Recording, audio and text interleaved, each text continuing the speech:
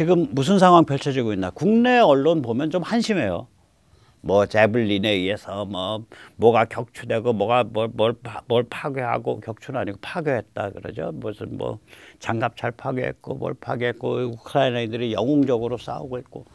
부분적 진실이에요. 맞습니다. 부분적 진실인데 냉정한 군사적 관점에서 보면 러시아 침공의 성공적 결말이 지어지는 단계로 들어가고 있다라고 군사 전문가들, 미국 쪽의 군사 전문가들은 폭스뉴스 같은 데 보면 그렇게 평을 합니다. 그러니까 the beginning of the end. 그때 이제 전제는 뭐냐면 러시아가 드네프르강의 동쪽, 지금 이 지도에서 희뭇그레하게 색칠해 놓은데 지도 중 가운데 퍼렇게 달리는 게 저 드네프르강입니다. 드네프르강의 동쪽을 점령해서 거기를 사실상의 지경 괴뢰 국가, 지경 괴뢰 정부를 세우는 것이 이번 러시아 군사작전의 목표다 라고 전제한다면 그 작전이 종말점으로 이제 가고 있다. 종말 단계에 가고 있다. 곳곳에 이제 우크라이나 군들 대규모로 포위되어 있고 항복 권유하고 있고 뭐 이런 상태다. 이런 코멘트들이 나와요. 군사 전문가들한테. 우리 국내 언론은 그런 거 없이 그냥 굉장히 감성적인 스냅샷들, 누가 뭐 바이애슬론 선수가 총을 들고 군대에 지원했고 뭐 이런 스냅샷들만 하는데, 스냅샷 중요하죠. 그게 중요하지 않다는 게 아니라 이게 왜 일어난 전쟁이고 전쟁의 큰 그림에서 봤을 때 지금 어떤 상태에 있는데 이걸 냉정한 군사적 관점에서 얘기해 줘야 될 거 아니에요. 그걸 안 해요, 국내 언론들이. 저는 이 전쟁은 그러니까 뭐라고 이제 그 외신을 종합을 해서, 냉정한 외신을 종합을 해보면 왜 일어났냐. 이게 그 네오콘과 글로벌리스트들이 짝짝꿍을 해갖고 우크라이나를, 그리고 또 그루지아를, 우크라이나와 그루지아를 두 개를 나토에 편입시키려고 하고 있다고요. 근데 거기에 대해서 러시아가 여러 번 경고를 했어요. 이게 우크라이나와 그루지아는 다른 동구 국가와 달리 그 전에 독립 역사가 없는데요. 그 전에 그냥 러시아 영토인 거라. 소련 영토고. 스탈린이 그루지아 사람 아니에요. 우크라이나는 200년 전부터 폴란드, 리투아니아 국가연합에서 러시아 제국의 영토로 바뀌었던 데고, 그러면서 문화나 인구의 거대한 이동이 200년 동안 있었던 데고. 그래서 그리고 그루지아 러시아의 특징이 뭐냐? 소련과 굉장히 긴 국경을 갖고 있다고요, 둘 다. 그래서 푸틴이 2007년에도 그랬고 여러 번 경고를 했어요. 이 우크라이나와 러시아, 그루지아에 대해 나토 끌어들이려고 그러지 마. 저걸 나토로 끌어들인다면 저거는 러시아를 붕괴시키려는 수순이다라고 우리는 해석한다. 이 경고를 여러 번 했어요. 그래서 털스가바드라고 이제 물론 뭐 장교, 별거 아닌 장교, 그러니까 하급 장교 출신이지만 그 하원 의원이고 했죠. 이번에 안 하고 있습니다. 민주당이고요. 민주당 하원 의원이고 온건파죠. 털스가바드, 하와이 민주당 하원 의원 지낸 털스가바드는 그런 말을 해요. 이 전쟁 피할 수 있었다. 바이든이 우리는 우크라이나나 그루지아를, 조지아를 나토에 가입시킬 뜻 없다라고 명확하게 의사표시를 했었다면 이 전쟁 안 일어났다라고 비판을 해요. 요새 그런 비판하는 사람 많습니다. 그러면 이제 푸틴 입장에서 보면, 야, 이거를 우리랑 접경하고 있는 과거 러시아 제국의 일부였던 데들인데, 그리고 소련의 일부였고 옛날에 독립국가였던 적이 없는 지역들인데 이거를 나토로 포함하려 그래? 우리 목졸라 죽이려 그러네? 하고 들어갔다라고 해석이 돼요, 군사적으로는. 그럼 푸틴의 군사작전의 목표는 뭐겠냐? 드네프르강 동쪽, 이걸 이스턴 우크라이나라 그럽니다. 드네프르강 동쪽. 지금 이렇게 이상하게 좀 희뭇그레하게 색칠해 놓은데, 드네프르강 동쪽에 친러 괴뢰 정부를 세우고 빠져나갈 거다. 그렇게 지금 해석이 되고 있거든요. 드네프르강 동쪽에 친러 괴뢰 정부를 세우고 빠져나갈 거다. 그러면 이제 우크라이나가 분단된다는 얘기죠. 드네프르강 동서로. 드네프르강 동서로 분단된다는 얘기예요. 그게 만약에 그 군사작전이 성공한다면. 근데 그 군사작전이 지금 성공 국면에 그러니까 푸틴의 관점에서 성공적 종결 국면으로 들어가고 있다라고 냉정한 미국 군사 전문가들이 평을 해요. 그럼 우크라이나 동서로 분단된다는 얘기예요. 동쪽 우크라이나가 좀 산업화가 많이 돼 있고요. 인구는 3분의 1쯤 됩니다. 그러니까 한 1,400만 되겠죠. 서쪽이 한 2,800만 되고요. 그럼 저거는 동서 분단이 일어나면 그 다음에 무슨 일 벌어질지 모르겠어요. 그 다음에 서쪽 우크라이나가 저걸 견뎌낼 수 있는지 모르겠어요. 지금 러시아와 접경을 하고 있는 나토 국가는 2개밖에 없습니다. 나토 국가 중에 뭐 루마니아, 뭐 헝가리 여기도 나토 국가일 텐데 보시면은 러시아랑 접경을 안 하죠. 러시아랑 접경을 하고 있는 나토 국가는 에스토니아하고 라트비아밖에 없어요.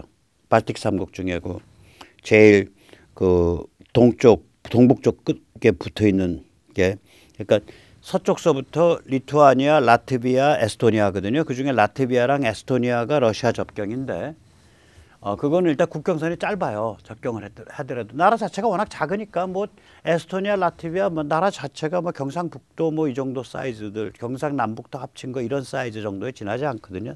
한 우리 절반쯤 될 거예요. 한반도의 절반이 좀 안 될 거예요. 뭐 4만 제곱킬로미터 이러니까 나라 자체 그 국경선이 길 수가 없죠. 그런데다가 에스토니아 같은 데는 그 옛날 소련 시절에 제일 참혹한 탄압이 있었던데요. 소련이 에스토니아에 대해서는 좀 다른 정책을 취했습니다. 2차 세계대전 직후에. 여기 지금 우리법 연구회 뭐 이런 거 뭐 민주법학회 이런 거 따져 올라가면 저 위에 올라가면 그게 이제 1990년대에 광노현이 만드는데 일조를 했을 텐데 인민민주주의 법학회라는 게 있어요. 그래서 이 막스 레닌주의를 이제 인민민주주의 노선, 그래서 PD, People's Democracy 노선이라 그러죠. NLPD 그러면 NL은 민족해방, National Liberation 주사파고 PD는 막스 레닌주의. 그래서 NLPD 그 두 가지 운동 계보가 있다 뭐 그러는데 PD 다 개또라이들입니다. 제가 이제 80년 가을에 PD 학생 조직의 수도권을 만든 놈인데 1세대인데 다 또라이가 됐어요 나중엔. 어쨌거나 그래서 뭐 PD는 착하고 주사파는 나쁜 놈 이런 거 없습니다. 하나는 또라이고 하나는 거의 간첩스럽고 그런 거죠. 또라이냐 간첩이냐 둘 중에 뭐 택하라 그러면 뭐가 좋은지 모르겠어요 저도. 어쨌거나 이 그 인민민주주의라는 게 원래 이제 1945년에 스탈린의 충견 즈다노프가 만든 노선이에요. 즈다노프가 뭐냐면 인민민주주의라는 건 뭐냐면요. 처음에 소비에트를 만들면 소비에트라는 건 빈농과 노동자와 군인에 의해서 만들어져요. 군인이라는 게 장교가 아니라 그 반란군인, 반란사병 그게 소비에트예요. 그 소비에트는 이게 눈이 뒤집혀 갖고 사람 막 잡아 죽여요. 소비에트 만들어지면. 그러니까 이거를 소비에트로 적색혁명을 가는 게 아니라 그러면 반발이 일어나니까 동구는 수준이 높잖아요. 사람들이 반발이 일어난단 말이에요. 그러니까 인민민주주의를 해갖고 인민민주주의는 어떤 거냐. 저 최상류층 쟤들이 나쁜 놈들이에요. 걔들 숙청. 그 다음에 한 1개월 있다가 저 최상류층 쟤들이 나쁜 놈들이에요. 걔들 숙청. 근데 1개월 전에 최상류층은 이미 숙청돼 있고 1개월 후에 최상류층은 옛날로 치면 차상위예요. 두 번째 계층이야. 그 다음에 또 2, 3개월 있다가 저 최상류층 나쁜 놈들이에요. 또 숙청. 그러면 뭐냐. 이 세 번째 숙청된 계층은 숙청 시점에서는 최상류층이지만 오리지널 원래 출발점으로 가면 차차 상위층인 거예요. 그렇게 해서 사과 껍질 벗기듯이 한 겹 한 겹 시간을 두고 2년 3년 두고 날려가는 거. 그게 인민민주주의예요. 아주 잔인하고 교활한 수법인데 그렇게 한 겹 한 겹 날려가다 보니까 사람들이 적응을 하고 수능을 하고 이래서 결과적으로는 피가 덜 흘러요. 그리고 결과적으로는 민도가 높을 경우 종교도 유지되고 결과적으로는 집단 농장도 안 들어오고 그러니까 동구권에서는 집단 농장이 있는 나라가 드물었죠. 폴란드 같으면 마지막까지 예를 들어서 소농 체제란 말이에요. 페전트 체제. 집단 농장이 없었다고요. 그래서 인민민주주의는 일종의 말하자면 아주 폭력적인 피바다를 안 가고서 사실상 공산화시킬 수 있는 방법이에요. 그게 인민민주주의예요. 그게 스다노프 전술이죠. 그래서 동구에 대해서 소련이 인민민주주의로 적화시켰다고. 인민민주주의 방식으로. 그런데 에스토니아 하나만 처음부터 소비에트로 해서 사람 무지하게 죽었어요. 저 조그만 나라에서요. 아마 전체 인구의 3에서 5% 한꺼번에 죽었을 거예요. 굉장히 많이 죽었어요. 왜 그러냐면 에스토니아는 소련 바로 옆에 붙어 있으니까 쟤들은 소련화 시켜야 돼 바로. 그래가지고 작사를 낸 거예요. 가서 에스토니아를. 에스토니아에서 튀어나온 세계적 여성 화학자가 스웨덴의 노벨 물리학 나중에 화학상 받은 세계적 화학자랑 연애를 해서 낳은 사생아가 지금 전 세계 고인류학의 최고 권위자입니다. 스반테 페보, 막스 플랑크 연구소, 독일. 그 사람이 30만 년 전 유골, 하이델베르그인의 유골이라고 알려진 그 유골에서 DNA를 추출해 갖고 읽어보니까 이게 네안데르탈이랑 똑같은 거라. 그래서 이제는 하이델베르그인이라는 얘기를 안 해요. 네안데르탈의 원형이다 그래요. 그럼 네안데르탈은 언제 읽었냐? 하이델베르그라고 알려진 걸 읽은 거 30만 년 전 거 읽은 거는 언제냐? 2016년. 네안데르탈을 읽은 거는 전체 유전자 게놈을 읽은 건 2010년. 그러니까 몇만 년씩 된 그 유골에서 DNA 뽑아내 갖고 증폭해 가지고 게놈을 해독해내는 거기서 그 기술을 개발을 하고 거기에 세계적 권위자. 그게 스반테 페보입니다. 아마 노벨 생물학상 받을 거예요. 아버지는 노벨 화학상이었고 아버지가 아마 유부남이었을 거예요. 그 유부남과 에스토니아 출신의 세계적 화학자인 어머니, 그러니까 연애를 해서 낳은 아이가 그게 바로 스반테 페보입니다. 언제 한번 불러서 한번 강연 듣고 싶은데 강연도 무지하게 비쌀 거야. 예, 어쨌거나 그래서 이 발틱 3국의 에스토니아나 라트비아 같은 나라들은 소련한테 당한 게 있기 때문에 그리고 소련과의 국경선이 짧기 때문에 러시아와의 국경선이 짧기 때문에 거기는 그리고 일찌감치 2004년인가 뭐 그때 나토 가입해요. 그때 아직 러시아 비실비실할 때. 그래서 거기는 러시아가 시비를 안 걸어요. 덜 걸어요. 그런데 지금 러시아의 저 그루지아도 남쪽이잖아요. 그 코카서스 산맥이 있는 데니까 제일 최남단이거든. 그루지아가 카스피해와 흑해 사이에 산맥이 코카서스 산맥이죠. 그 코카서스 산맥 북쪽이 백인이에요. 그래서 그 백인을 코케시안이라 그럴 거예요. 아마 그 뿌리가 거기 있을 겁니다. 코카서스 산맥 북쪽 사람들이란 뜻일 거예요. 코케시안이라고 우리가 백인 하는 이유가. 거기에 이제 코카서스 산맥이 있고 그 산맥의 북쪽에 있는 뼈 굵고 무지하게 사나운 사람들, 그 사람들이 그루지아인들이거든요. 그러면 그루지아가 나토로 간다는 얘기는 소련의 남쪽에 척추, 이 꼬리뼈 있는 데다가 침을 꼽는다는 소리예요. 우크라이나가 나토로 간다는 얘기는 소련의 러시아 입장에서 아랫배 단전에다가 단검을 꼽아넣는다는 소리예요. 너희 그거 하지 말아라고 여러 차례 경고했었다고요. 그래서 저 문제가 터진 거예요. 옛날에 옛날이 아니라 한 7, 8년 전부터 네오콘과 글로벌리즘이 짝짝꿍해서 불장난했던 게 지금 터져버린 거예요. 뭐 약체 바이든 정부가 들어왔고 지금 저기 석유 가지고 힘 좋으니까 바이든이 이상한 에너지 정책 써갖고 석유 가스를 갖고 있는 러시아가 힘이 좋아지니까 빵 하고 쳐버린 거라고요. 자, 그래서 이제 우크라이나 사람들이 이제 자다가 그냥 홍두깨로 두들겨 맞고 갑자기 저울에 올라선 거지. 너 이런 그 강대국의 지정학적 게임에서 불장난에서 당신들 국민이 될 각오가 돼 있어? 그 핏값 지불할 각오가 돼 있어? 이 참혹한 저울에 올라선 거야, 우크라이나 사람들이. 그래서 이제 우크라이나가 우리한테 던지는 화두는 뭐냐면 공화국이란 뭐냐. 공화국과 나. Me and the Republic. 나와 공화국. 이라는 화두를 던진 거예요. 세상에는 두 종류의 공화국이 있습니다. 하나는 마피아 공화국, 가짜 공화국이죠. 공산 마피아는 중국이고 공산의 산자를 안으로 바꾸면 공안 마피아죠. KGB의 지금 이름이 FSB죠. KGB는 옛날 소련 때 이름이고 같은 기관이 FSB예요. 푸틴이 KGB 출신이죠. 공안 마피아예요. 이거 러시아죠. 공산 마피아는 중국, 공안 마피아는 러시아. 가짜 공화국들이죠.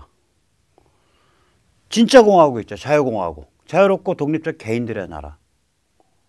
세상엔 두 종류의 공화국이 있는 거예요. 우리가 그거를 이제 알게 되는 거죠. 우크라이나는 진짜 공화국이 될 수 있는 찬스를 가진 단계의 나라죠. 우리는 진짜 공화국이 되냐 마냐 마지막 관문을 남겨놓은 나라고. 진짜 공화국이 한번 되더라도 미국 봤듯이 타락할 수 있어요. 그건 어떤 진짜 공화국 한번 됐다 그래가지고 된 그 경험과 역사적 뿌리가 생긴다는 거지 말고 닳도록 진짜 공화국으로 남는다라는 개런티가 아니에요. 그래서 미국에서 지금 베스트셀러가 The Dying Citizen, 그러니까 죽어가는 공화국 시민이라는 책이 베스트셀러입니다. 자, 그 다음에 두 번째 어떤 화두를 던졌냐?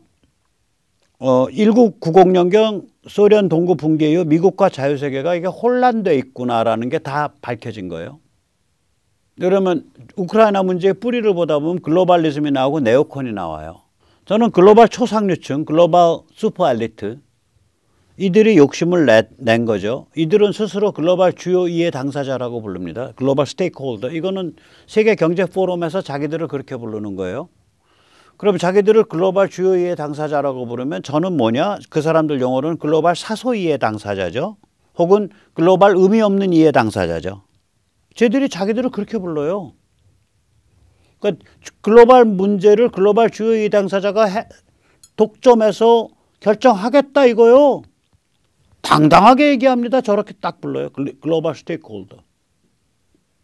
그래서 얘들이 이 글로벌 초상류층에 쌍권총을 갖게 된 거예요. 1990년경에. 하나가 글로벌리즘이고 하나가 네오콘이죠. 글로벌리즘은 주권국가 체제를 약화시키는 거죠. 그걸 위해서 악마 내러티브를 띄워주죠. 기후종말론을 띄워서 화석연료와 이산화탄소에서 내일이라도 지구가 멸망한다. 인류가 멸망한다. 그 사람들을 종말론에 의해서 뇌수를 일단 마비시키는 거예요. 아, 지금 그런 판에 너 지금 깝깝하게 남녀 성구분 따지고 있냐? 너 그런 판에 무슨 뭐 동성해가지고 시비 걸어? 너 그런 판에 트랜스 갖고 시비 걸어? 너 그런 판에 지금 뭐 하는 거야?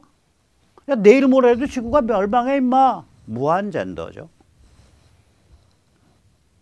아, 어떻게 지구가 이렇게 멸망해 몰렸어요? 현대문명 때문에 그래. 현대문명 어떻게 된 거야? 그거 백인과 식민지와 노예로 만들어진 거야. 역사를 왜곡하죠.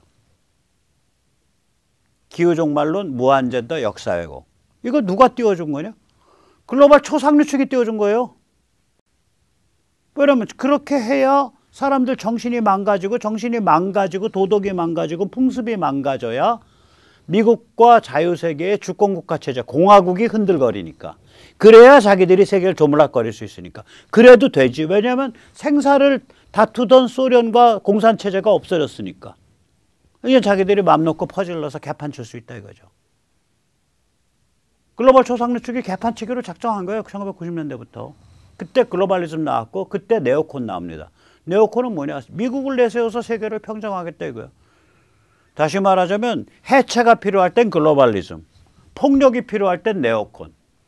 두 개 쌍권총 가지고 세계를 조물락조물락. 그게 글로벌 슈퍼 엘리트, 글로벌 초상류층의 욕심이죠.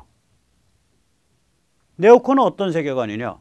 미국은 공화국으로서 유지돼야 됩니다. 공화국으로 유지되려면 이때까지는 외부의 적이 있었습니다. 그 외부의 적은 소련이 이끄는 공산 전체주의 체제였습니다. 그런데 지금 소련이 이끄는 공산 전체주의 체제가 없어졌습니다.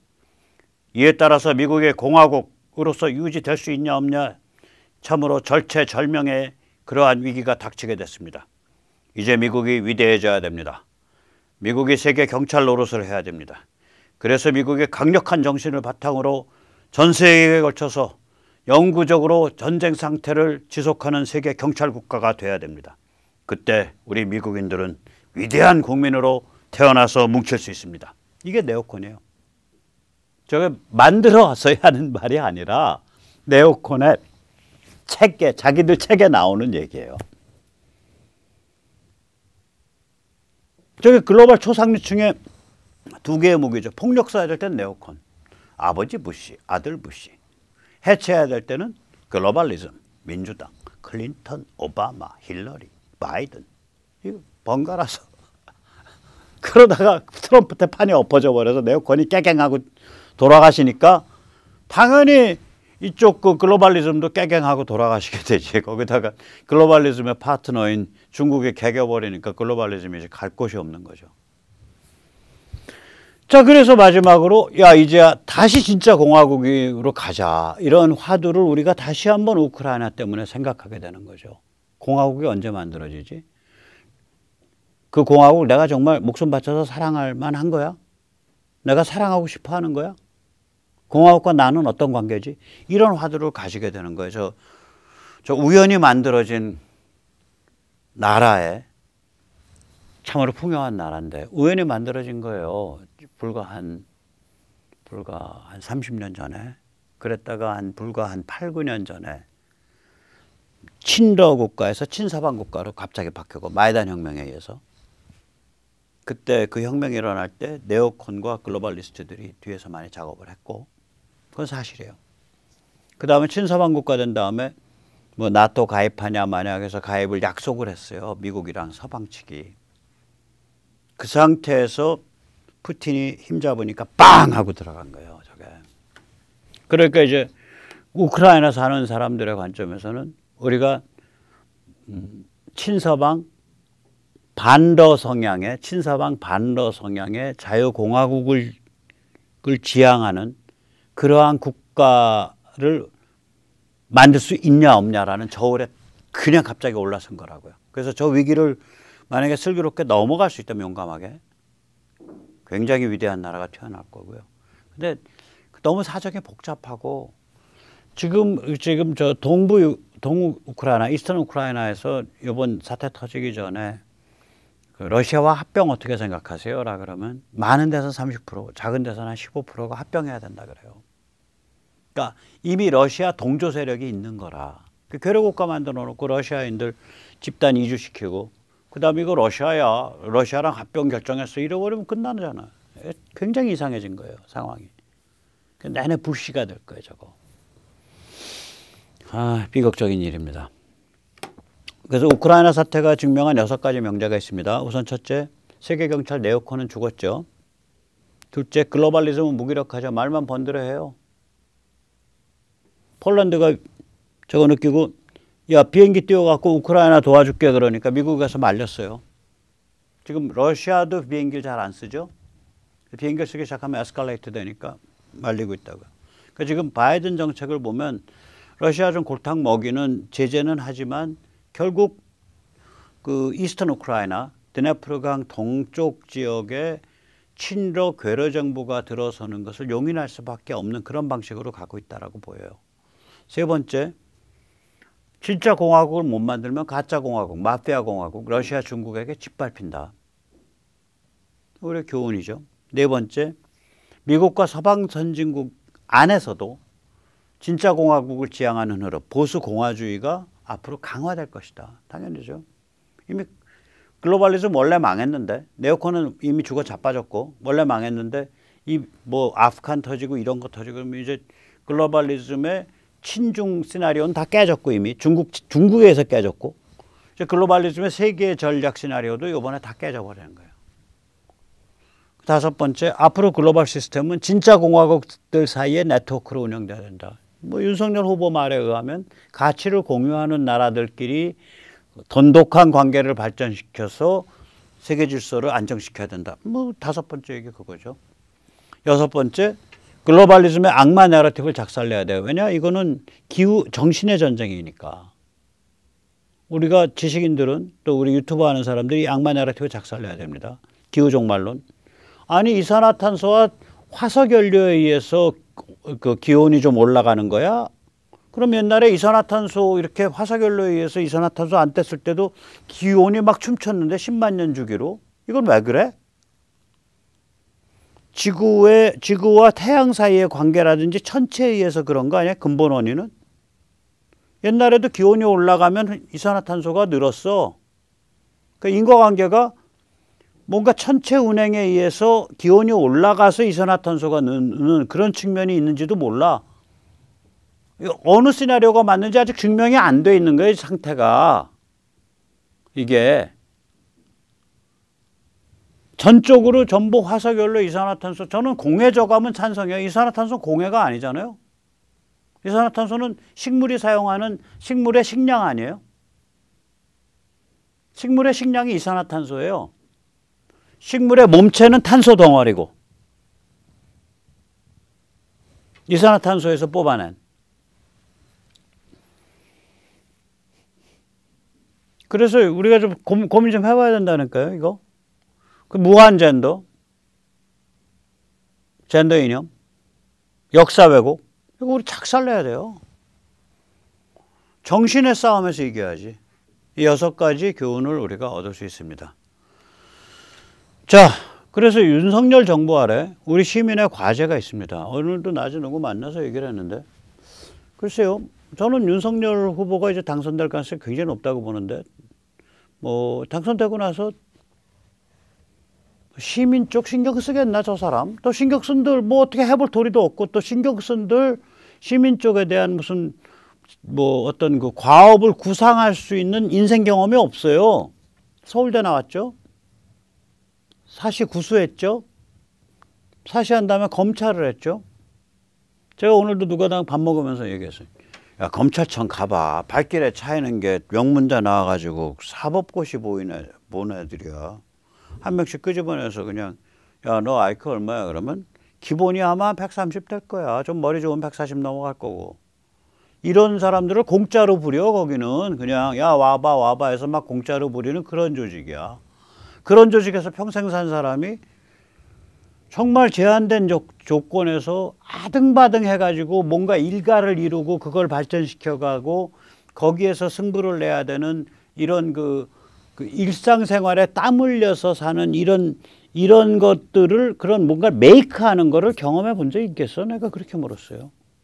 경험 못했다고. 경험 못했다는 얘기는 예를 들어서 야, 시민판을 키워주려면 이거를 배려해야 되고 이걸 배려해야 되고 이걸 배려해야 되고 그래서 생태계를 이렇게 만들어줘야겠구나. 이 중에서 합법적으로 내가 대통령으로 할 수 있는 건 이거겠네. 이런 거 못한다고요. 못해. 아, 이게 안 미치는데 경험이 없고. 그럼 경험이 없고 안 미치는 사람한테 뭐하러 그걸 기대하냐고. 기대하면 제 에너지의 낭비지. 그냥 그래서 저는 윤석열 후보에 대해서 대통령이란 직무를 잘 하셔라. 공식적 직무를. 그걸로 땡. 그 나머지는 우리 비즈니스예요. 대통령으로서의 공식적 직무를 잘 하셔라. 특히 외교 안보 통일 이런 거. 그걸로 땡이다 이거야. 예를 들어서 대통령으로서 뭐 국힘을 잘 다뤄. 자기 입법이나 자기 정책에 관련돼서 잘 다루면 되지. 국힘을 건강하게 만들어. 그건 대통령의 공식 직무 아니죠. 대통령 그렇게 하면 위법이죠. 왜냐하면 대통령은 정치 중립성 지켜야 되니까. 대통령들로서 돈 만들어서 시민판 도와줘. 위법이죠.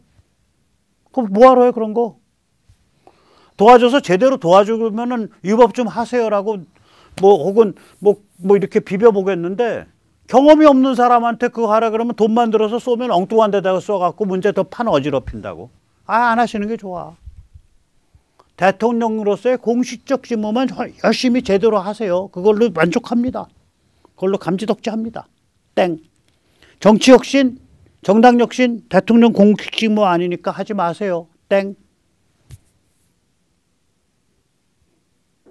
그렇잖아요. 대통령으로서의 법률적 공식 직무만 제대로 해라 이거예요. 아마 그럴 거예요. 본인도 그럴 사람이에요. 그 살아온 거나 자기가 뭘 할 수 있고 뭘 못하고 이거에 대해서 굉장히 그 예민하고 냉정하게 판단하는 사람이라고 생각이 돼요. 그걸로서 충분하다 이거예요. 우리는. 그 나머지 우리 시민이 알아서 하겠다 이거야. 그러면 시민이 알아서 하려면 뭘 알아서 하는데? 우선 관점과 사상이 있어야지. 우린 보수공화주의예요. 우리 시민은. 저의 동지인 시민은. 그죠? 우리는 글로벌리즘과 네오콘을 헛소리로 보는 거예요. 그 악마 내러티브로 보는 거예요. 그래서 우리는 보수하려는 가치, 원칙, 정신을 규정을 해요. 제가 항상 얘기했으니까 더 얘기 안 드릴게요. 그리고 우리가 보는 대한민국, 우리가 보는 공화국이라는 거는 우리가 지키고자 하는 이 가치, 원칙, 정신을 위한 기반이에요. 플랫폼이에요. 혹은 그 가치, 원칙, 정신이 플랫폼이고 그 위에 떠 있는 정치적 제도, 정치적 기구가 공화국이고 뭐 그런 관계예요. 그래서 이거는 대통령 윤석열 혹은 윤석열 정부와 상관없이 관점과 사상으로 중무장한 지식인이 컨텐츠를 만들어야 돼요. 그게 원래 지식인의 사명이요. 관점과 사상으로 중무장한 성직자가 제대로 성도와 신도를 이끌어야 돼. 그게 원래 성직자의 사명이요. 대통령과 상관없이 그 사명 제대로 하면 되는 거예요. 군군 신신 뭐 이거 있잖아요. 뭐 부부 자자 뭐 이런 거.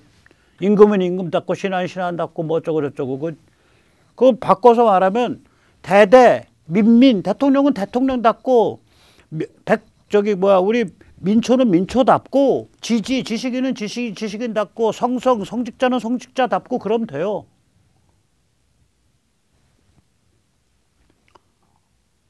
그리고 관점과 사상으로 중무장한 우리 민초 시민이 정치를 파고들어야 돼요. 정치가 우리 비즈니스라고. 우리 비즈니스예요.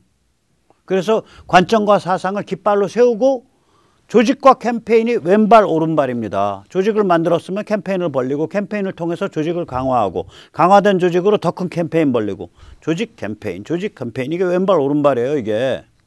그 조직은 우리는 앞으로 어떻게 가야 돼? 시군구 잊어버려라 이거야. 게임은 시군구에서 되는 게 아니에요. 시군구는 딱 한 번만 돼요. 언제가 되냐? 지방선거 때만 시장 군수예요. 근데 정당 조직을 보세요. 시장 군수는 아무것도 안 해요. 국회의원이 진짜라고.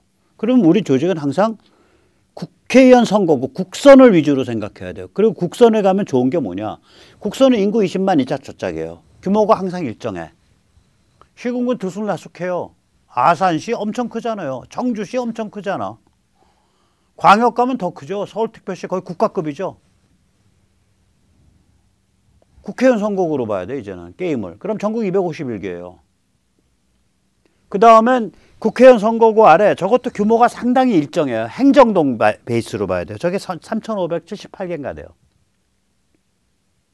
우리는 항상 이제 관점을 국회의원 선거구 그 다음에 행정동 국회의원 선거구 행정동 이렇게 봐야 돼요. 그래야 조직을 그렇게 깔고 나가야 돼요. 예를 들어서 우리가요. 행정동에 공산당식 혹은 교회식, 교회 세포라는 용어가 원래 교회 성당 용어예요. 그게 세포, 셀이.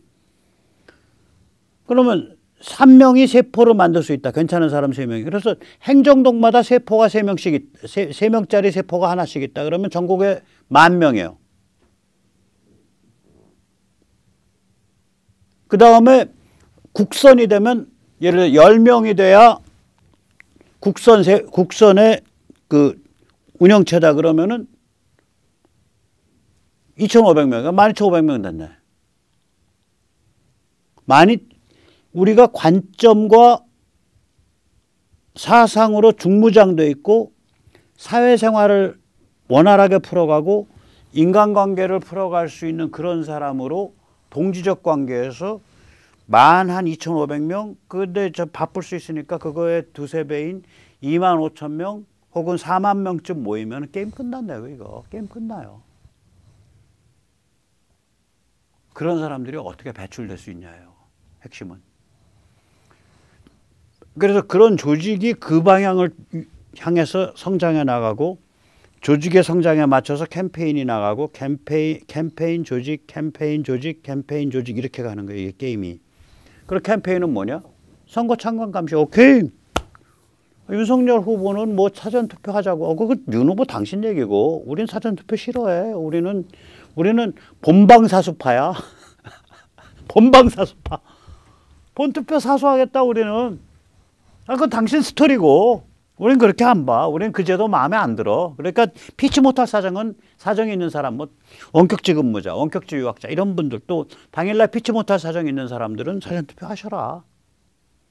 그런 분들을 위해서 우리는 양보해 드릴게. 왜냐? 거기에 몰려버리면은 거기 오미크론 집산지 된다. 우리 양보해 드릴게.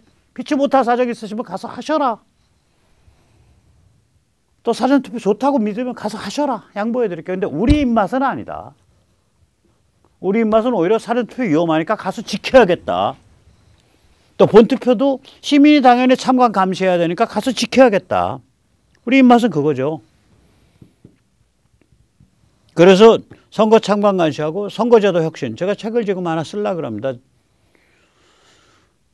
이 사전투표제가 얼마나 이게 국민을 개돼지 취급하는지. 이게 깜깜이 선거, 택배 선거, 깜깜이 투표, 택배 투표, 우상 투표다.